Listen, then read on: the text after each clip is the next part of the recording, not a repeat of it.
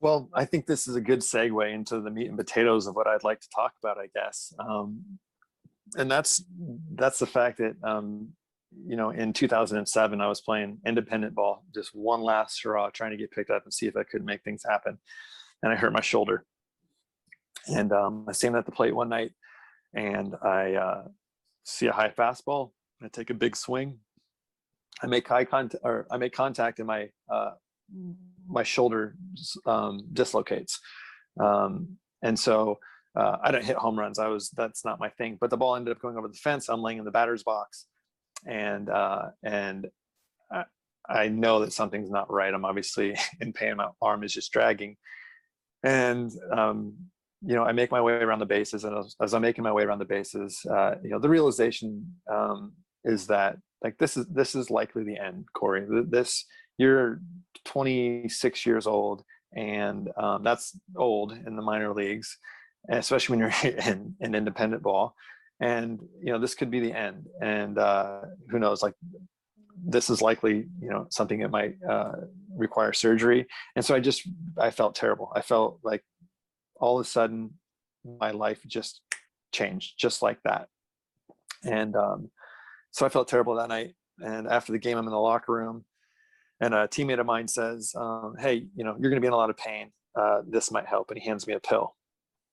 And I took the pill, and I had never done drugs. I didn't drink much. Like, I was as straight and narrow as they come. I mean, in high school, I never drank. I never smoked weed. I literally was like the all-American kid.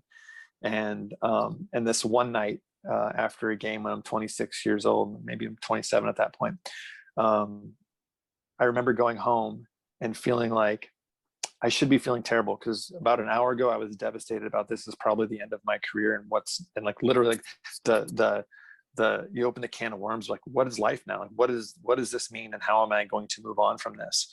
And I remember that night feeling like not only was my shoulder not physically in pain, but man, I had numbed myself from those depressing feelings I was feeling about an hour before. And that ended up being the beginning of a 10-year slow struggle with abusing opioids in the darkness. And it was a secret that nobody in my life knew. So when you say asking for help is sometimes hard and being vulnerable is hard, it took me 10 years and a lot of scary moments to get to that point where I decided that this wasn't going to be my future anymore, and that I needed help if I wanted to get my life back. And that takes an extreme amount of vulnerability to be able to state that to the people in your life and ask for help. And so that was just over 3 years ago. When that baseball player gave you that pill, were you questioning what he was giving to you, or where your mind was, I'll just take it, and whatever it is, it's just I'm not gonna yeah again.